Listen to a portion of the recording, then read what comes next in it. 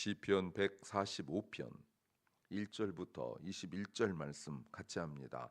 왕이신 나의 하나님이여, 내가 주를 높이고 영원히 주의 이름을 송축하리이다. 내가 날마다 주를 송축하며 영영이 주의 이름을 송축하리이다. 여호와는 광대하시니 크게 찬양할 것이라. 그의 광대하심을 측량치 못하리로다. 대대로 주의 행사를 크게 칭송하며 주의 능한 일을 선포하리로다. 주의 존귀하고 영광스러운 위엄과 주의 기사를 나는 묵상하리이다. 사람들은 주의 두려운 일에 세력을 말할 것이요, 나도 주의 광대하심을 선포하리이다. 저희가 주의 크신 은혜를 기념하여 말하며 주의 의를 노래하리이다. 여호와는 은혜로우시며 자비하시며 노하기를 더디하시며 인자하심이 크시도다. 여호와께서는 만유를 선대하시며 그 지으신 모든 것에 긍휼을 베푸시는도다. 여호와여, 주의 지으신 모든 것이 주께 감사하며 주의 성도가 주를 송축하리이다. 저희가 주의 나라의 영광을 말하며 주의 능을 일러서 주의 능하신 일과 주의 나라의 위엄의 영광을 인생에게 알게 하리이다. 주의 나라는 영원한 나라이니 주의 통치는 대대에 이르리로다. 여호와께서는 모든 넘어지는 자를 붙드시며 비굴한 자를 일으키시는도다. 중생의 눈이 주를 앙망하오니 주는 때를 따라 저희에게 식물을 주시며 손을 펴사 모든 생물의 소원을 만족케 하시나이다. 여호와께서는 그 모든 행위에 의로우시며 그 모든 행사에 은혜로우시도다. 여호와께서는 자기에게 간구하는 모든 자, 곧 진실하게 간구하는 모든 자에게 가까이 하시는도다. 저는 자기를 경외하는 자의 소원을 이루시며 또 저희 부르짖음을 들으사 구원하시리로다. 여호와께서 자기를 사랑하는 자는 다 보호하시고 악인은 다 멸하시리로다. 내 입이 여호와의 영예를 말하며 모든 육체가 그의 성호를 영영히 송축할지로다. 아멘. 다윗이 지은 마지막 시입니다. 그렇다면 이 시는 그저 어느 한 사건만을 말한 것이 아니라 다윗의 전 인생, 다윗의 전 그 신앙을 다 정리한 시라고 볼 수 있습니다. 하나님의 통치는 하나님의 위대하심과 하나님의 공의와 공급하심으로 나타난다. 위대하심, 공의로우심, 그리고 공급하심, 이 세 가지 키워드를 핵심 단어를 아셔야 됩니다. 그래서 우리는 하나님을 찬양해야 된다는 거죠. 그런데 145편만의 특징이 있습니다.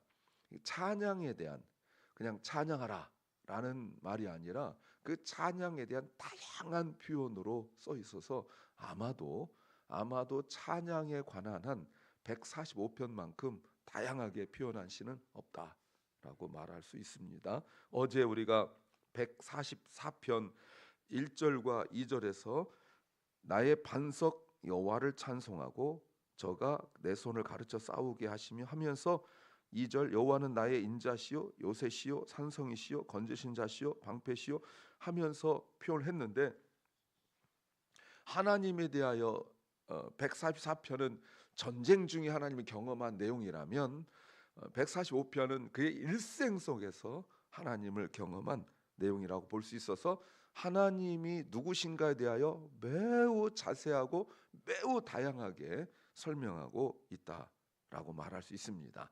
그래서 144편에서도 하나님이 어떤 분이신지 많이 경험을 했는데 145편에서는 더 많이 하나님을 알아간 사람이 표현할 수 있는 그 내용이라고 말할 수 있습니다. 설교 제목은 정확하게 판단하고 분명하게 행동하라.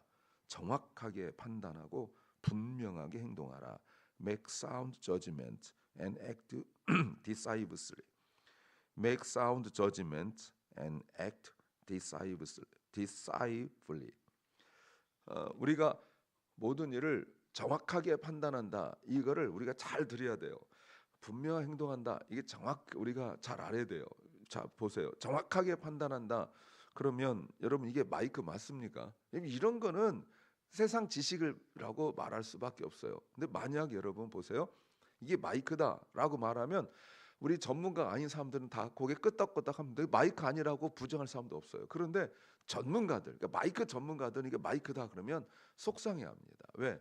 이게 무슨 콘덴서 마이크에 무슨 스피킹 마이크에, 마이크도 종류가 되게 많아요. 그런데 그걸 뭉뚱그려 마이크다. 그러면은 옆에서 꼭 한 소리 하죠. 스피커다. 안 됩니다. 스피커도 뭐가 있고 뭐가 있고 뭐가 있고 뭐 되게 많아요. 예. 그러니까 우리가 정확하게 판단한다는 것은 결코 쉽지 않아요. 이거 검정색이다. 다 동의하시죠? 그런데 색감에 뛰어나신 분들이 보면 검정색이 아니에요. 검정색 비슷한 뭐 또 이렇게 있을 겁니다. 무슨 말인지 아시겠죠? 그러니까 우리가 일반적 상식으로 말하는 것들이 다 정확하게 말할 수 없다. 그 말입니다. 근데 신앙적인 건 마찬가지예요. 근데 우리는 분명하게 판단해야 된대요. 그 근거가 있어야 될 거 아니겠어요? 그 분명하게 판단하는 근거, 그게 뭐겠어요? 말씀이죠. 하나님이죠. 여러분, 하나님 이외에 더 정확하고 분명한 게 뭐가 있습니까? 자연 만물도 변하잖아요. 여러분, 오랜만에 저도 정말 오랜만에 그 외갓집을 제가 놀러를 재작년에 한번 몇 년 만에 갔죠. 그러니까 미국 오기 전에 가고 그때 갔으니까 23년 만에 간 거란 말이에요. 갔는데 제가 외갓집을 가기 싫어했던 이유 중에 하나가 내려서 걸어가는 것 때문에 싫어했다고요. 너무너무 멀어요. 근데 어머니가 그냥 가자 그래서 보니까 여러분, 저희 외갓집 마당까지 차가 들어가는 거예요. 변했다고요. 세상은 변해요. 그러나 영원히 변치 않는 분이 누구예요? 하나님. 정확하게 판단하고요. 하나님의 뜻에 합당하지 않은 건 다 변한 거고, 하나님과 관계없는 모든 것들은 언제든지 변할 가능성이 높다. 그렇다면 정확하게 하나님을 안다면 하나님에 대해 분명하게 우리가 판단하고 행동해야 된다라는 내용이죠. 무엇을 알아야 될까요? 첫째는 결심하고 실천하는 의지가 뚜렷해야 한다. 결심하고 실천하는 의지가 뚜렷해야 한다. We must have a clear resolve and will to carry it through. We must have a clear resolve and will to carry it through. 오늘 1절 말씀부터 오늘 본문에서 보시면 하나님에 대한 많은 표현과 설명이 있습니다. 어제는 뭉뚱그려서 1절, 2절에서 설명해 놓고 그리고 전반적인 내용들이 전쟁 상황 속에서의 내용들을 이야기했죠. 그런데 오늘 145편은 그 단어를 이야기하고 그 단어를 설명해 가고 있어요. 자, 특별히 가장 중요한 게 뭡니까? 1절. 이건 찬양이 나오죠. 왕이신 나의 왕이 나의 하나님이라고 모르요. 나가 당신을 높입니다. 나의 하나님 왕이시여라고 말합니다. 내가 주를 높이고 영원히 주의 이름을 송축하겠습니다. 여러분, 이 왕이란 단어가 우리한테는 와닿지 않습니다. 왜냐하면 내가 왕이 아니거든요. 그러니까 왕이다 하면 와닿지 않아요. 그런데 다윗은 왕입니다.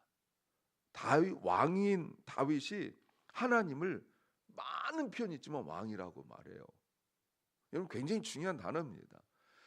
그러니까 예를 들어서 담임 목사가 하나님은 담임 목사입니다 라고 했을 때 담임 목사 아닌 사람들은 모를 거 아니겠어요?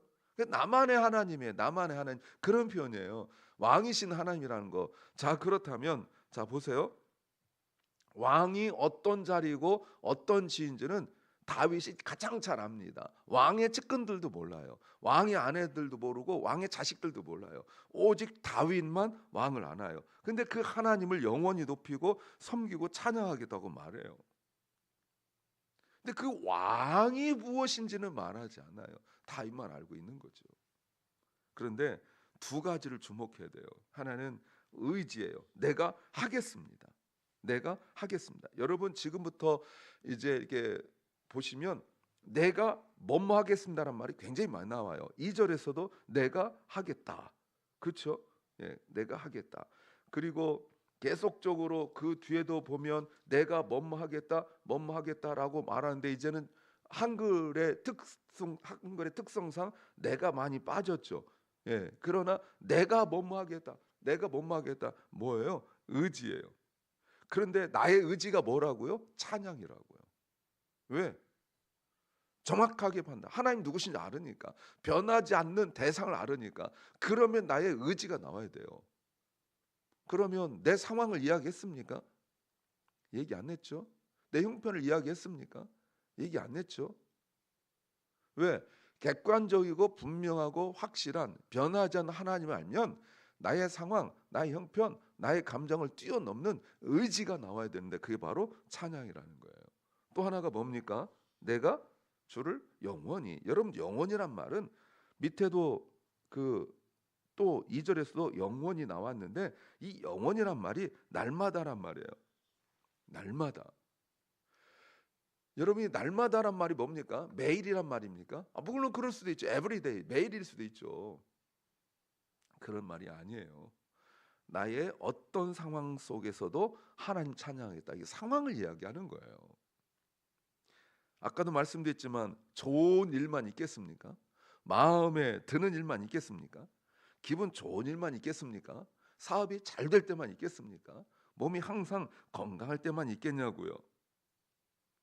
그런데 매일 하겠대요. 남들 보면 저거 한숨 쉬고 저거 주저앉아 가지고 지금 낙심하고 한쪽에 쓰러져 있고 어디 한 곳에 이런 표현 죄송합니다. 처박혀 있고 이래야 돼. 문 꽉 걸어 잠그고 이래야 정상인데 찬양한대요. 그건 의지예요. 그런 상황을 뛰어넘는 초월하는 의지예요. 왜요? 3절 보세요. 어떤 표현이 나와요? 광대하다. 광대하다.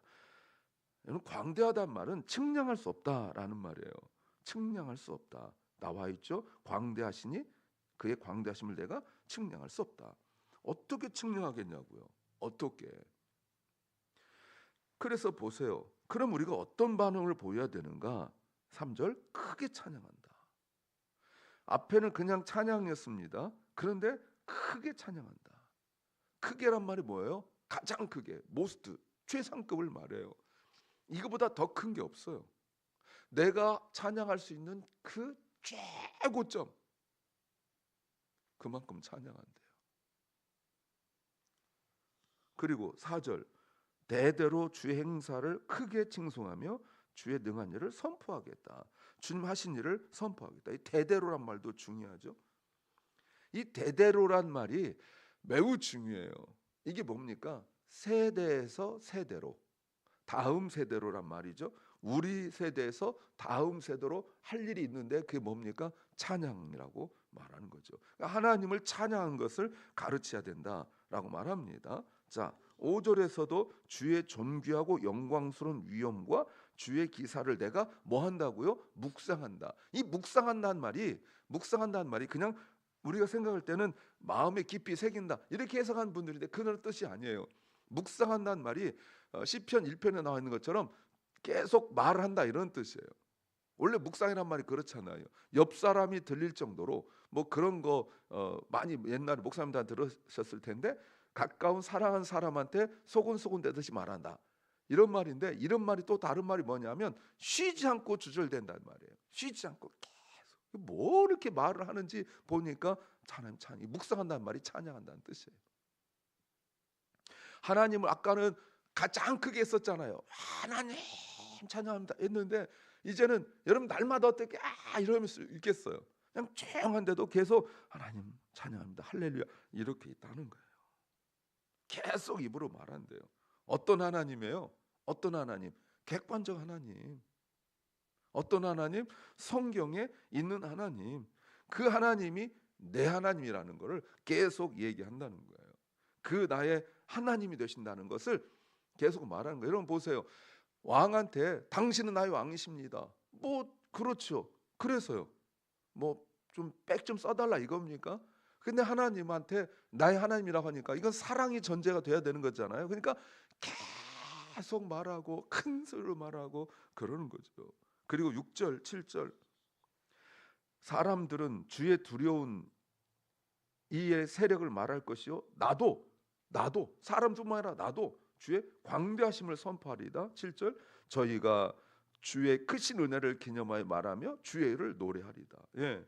말하지 않고는 견딜 수가 없죠. 위대하신 하나님 만났는데 어찌 말하지 않을 수 있겠느냐는 거예요. 결심하고 실천하는 의지, 무엇에 대하여? 찬양에 대하여 분명하고 확실하는 거예요. 그렇다면 적용적으로 왕인 그 다윗이 왕으로서 하나님을 이렇게 찬양했다면 만약 학생이라면 하나님 어떻게 찬양이 될까요?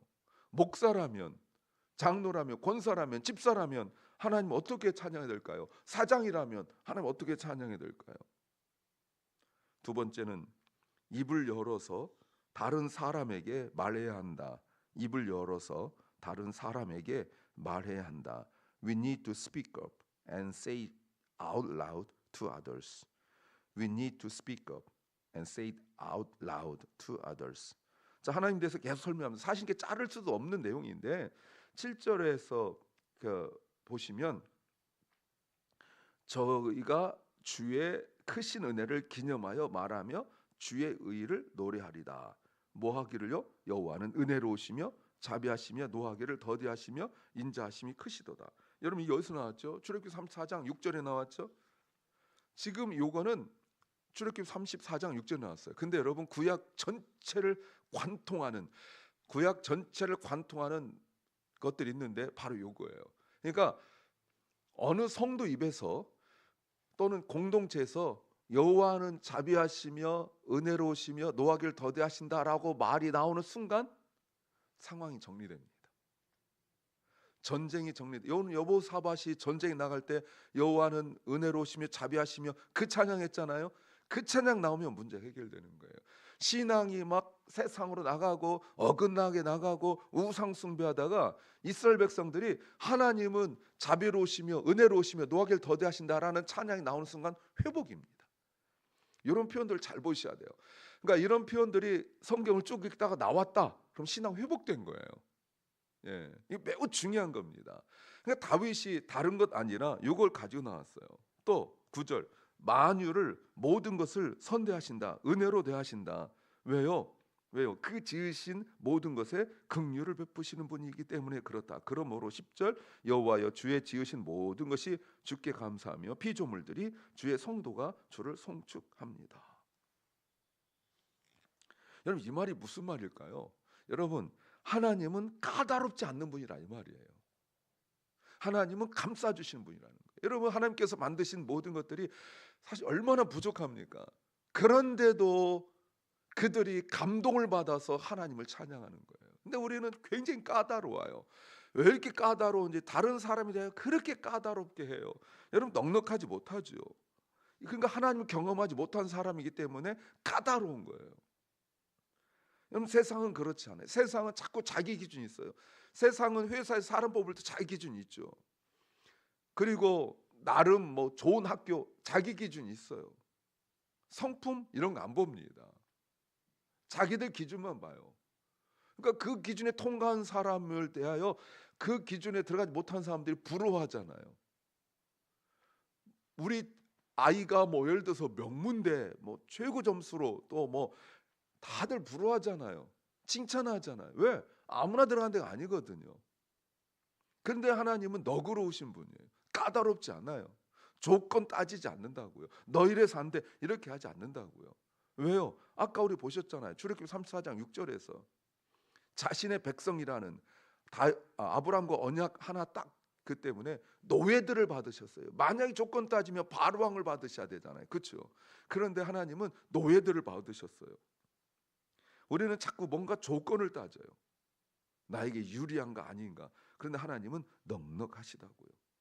하나님 싫으신 거 있을까요? 있죠. 하나님께서 왜 싫으신 거 없겠어요?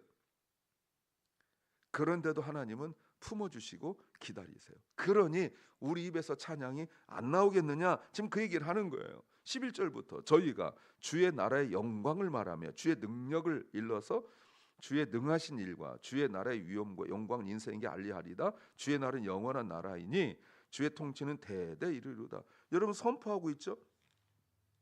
다른 사람에게 말한다고요. 여러분 이 말의 의미가 뭐예요? 말하지 않을 수 있겠느냐? 이 말이에요. 하나님의 그 일하심과 하나님의 전능하심과 하나님의 통치하심을 입을 열어서 다른 사람에게 말하지 않을 수 있겠느냐? 은혜를 체험했는데 하나님은 아는데 어찌 말하지 않을 수 있느냐? 지금 그 얘기예요. 지금 이런 말 속에 담긴 의미가 뭐예요? 말하지 않는다고? 그러면 우리끼리 하는 말로 네가 사람이냐? 이런 말이에요. 네가 은혜를 경험했냐? 이런 말이에요. 네가 은혜를 아냐? 이런 말이에요. 은혜를 경험했다면 하나님 안다면 말하지 않고는 견딜 수가 없는 거다. 저런 것 말이에요. 그러니까 사람이냐 아니냐 이거를 좀 보려면 찬양하느냐 않느냐 지금 그걸 보고 알 수 있다는 거예요. 세 번째는 다른 약한 사람에게 친절해야 한다. 다른 약한 사람에게 친절해야 한다. We should show kindness to those who are vulnerable. We should show kindness to those who are vulnerable. 여러분, 요게 이제 다윗 시편에 다윗이 쓴 시편의 마지막 내용의 마지막이란 부분. 여러분, 그 바울이 디모데 후서를 쓰고 마지막 디모데 후서의 마지막 내용 4장이잖아요. 그 내용이 지금 매우 중요한 거 아니겠습니까? 그러니까 다윗 시편에 이게 정말 마지막 쓰고 세상을 떠났는지 그건 모르겠으나 하여튼 성경을 정리하시는 분들이 요것이 다윗의 시의 마지막 시에 놔야 되겠고, 그리고 마지막 부분에 놔야 되겠다. 그게 뭐예요? 약한 자에 대한 마음이에요. 자, 보세요. 특별히 14절 보세요. 14절. 여호와께서는 모든 넘어지는 자를 붙드시며 비굴한 자를 일으키신다. 앞에서 여러분 조금 전에 보셨지만 하나님께서 돌봐주신 것, 까다롭지 않다는 거 보셨는데, 넘어진 자를 붙들어 주신다. 이게 뭐냐면 우연이든 실수든 내가 원하지 않는데 넘어지는 경우, 그러면 여러분 창피하죠. 근데 이게 뭐냐면 이런 거예요, 여러분. 이게 넘어져도 그냥 넘어진 것이 아니라 시궁창 같은데 철푸덕 넘어졌어요. 그러면은 내가 아는 사람이라도 창피하다고요. 변변치 못하니까 가서 이렇게 세울 용기가 안 나는 거예요. 더군다나 모르는 사람이 철푸덕하고 그 오물 같은데 넘어졌는데 내 옷 버려가면서 누가 가서 도와주겠냐고요. 근데 하나님 붙잡아 주신대요. 네, 하나님. 사람들은 창피하게 여겨. 넘어진 사람들 창피하고 가서 붙잡아줄 용기가 안 나. 어이구, 다들 막 튈까봐 어이구 이렇게 피하는데 하나님이 가서 도와주신대. 선한 사마리아인 사람처럼.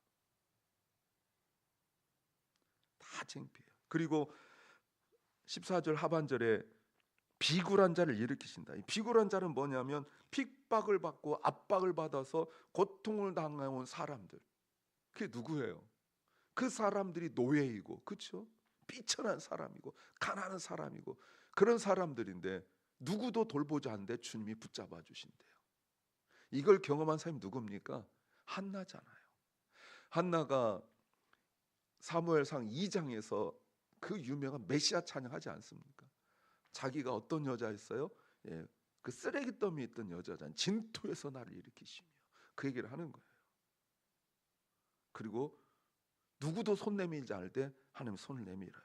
그리고 15절, 때를 따라 중생의 눈이, 많은 사람들의 눈이 주를 앙망한데, 왜냐하면 주는 때를 따라 저에게 식물을 주시며, 때를 따라 16절, 손을 펴셔서 모든 생물의 소원을 만족케 하시며. 여러분, 이거는 먹을 것이 없는 자들에게 먹을 것을 공급하신다. 누가 그렇게 하겠어요? 한두 번이지. 그러나 우리가 출애굽 때 경험한 걸 알잖아요. 변함없이 언제나 그 시간에 그들의 믿음에 따라 분량을 나눠주지 아니하시고 사람 수에 따라 주신다. 여러분, 이게 보통 일입니까? 한두 번도 아니고. 예. 그런데 그걸 계속 하시고 소원을 만족하게 하신다. 여러분, 소원이 만족한 게 뭐예요? 배불러 주신다 이거예요. 여러분, 언제 배불르게 한번 먹고 싶다. 가난하게 살 때 늘 소원이 뭐예요?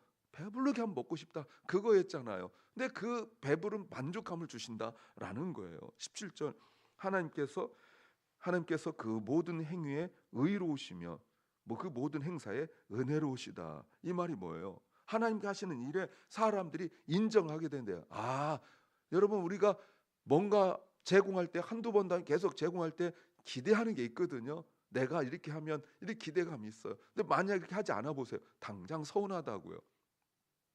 근데 하나님께서 내미는데 우리가 사람들이 얼핏 잘 안 받아요. 왜? 괜히 받았다가 뭘 또 요구하면 안 들어줄 수 없잖아요.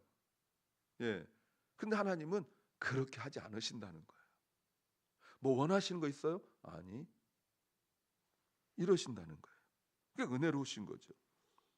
또 18절, 여호와께서는 자기에게 간구하는 모든 자, 곧 진실하게 간구하는 모든 자에게 가까이 하신다. 간구한다고 할 때 여러분, 단순히 뭐 기도하는 정도 이런 정도가 아니라 정말 도움이 필요한 그 진실하다는 게 뭐예요? 그냥 체험받기를 원하는, 배가를 여러분 3일, 4일, 5일 그 배가 그 고픈 굶은 사람이 단 한 가지, 어떤 사람 바라보면서 단 한 가지 소원이 뭐예요?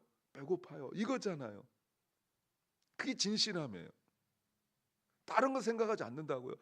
여러분, 일주일 굶은 사람이 나 정말 옷 예쁜 코트 입고 싶어. 나 막 메이커 있는 신발 신고 싶어. 예쁜 화장품 바르고 싶어. 이러겠어요, 여러분? 그냥 오로지 하나, 다른 거 없고 그냥 오로지 하나. 옛날 어른들이 그랬어요. 3일 굶고 3일 굶고 남의 담 넘어가지 않을 사람 없다. 이런 얘기 있었잖아요. 근데 지금 먹을 거 오로지 바라보고 있는데 하나님이 베풀어 주신대요. 그런 사람도 가까이 하신대요. 19절, 저는 자기를 경유하는 자의 소원을 이루시며 또 저희 부르짖음에 들으사 구원하신다. 다 똑같은 얘기예요. 20절 보세요. 여호와께서 자기를 사랑하는 자는 다 보호하시고 악인은 다 멸하신다. 그리고 21절, 그러므로 내 입이 여호와의 영예를 말하며 모든 육체가 그 성호를 영영히 송축할 것이다. 아멘. 이걸 우리가 분명히 알아야 돼요. 마지막 내용은 가난하고 약하고 지치고 상한 심령들 향한 마음이에요. 하나님 앞에만 나와야 돼요. 우리가 그런 심령이어야 된다고. 심령이 가난한 자는 복이 있나니 오직 주님만 바라보십시오. 주님이 채우실 것입니다. 기도합니다. 주님, 주님의 채우심, 주님의 공급하심만을 바라보게 하옵소서. 사랑 결란과 사랑으로 자녀들이 오직 주님께로부터만 공급됨을 깨닫게 하여 주옵소서. 육체의 질병, 마음의 질병, 또 상함과 낮아짐과 궁핍과 고통 속에 있는 심령들을 주님이 불쌍히 여기셔서 그들을 주님께서 그들에게 은혜를 베풀어 주옵소서. 오늘 하루 우리에게 주신 주님 감사합니다. 이 하루를 우리가 정직하게, 진실하게, 친절하게 살게 하여 주시옵소서. 예수님 이름으로 기도하옵나이다. 아멘. 하늘에 계신 우리 아버지여, 이름이 거룩히 여김을 받으시오며 나라 임하옵시며 뜻이 하늘에서 이룬 것 같이 땅에서도 이루어지이다. 오늘날 우리에게 일용할 양식을 주옵시고 우리가 우리에게 죄 지은 자를 사하여 준 것 같이 우리 죄를 사하여 주옵시고 우리를 시험에 들게 하지 마옵시고 다만 악에서 구하옵소서. 대개 나라와 권세와 영광이 아버지께 영원히 싸움나이다. 아멘.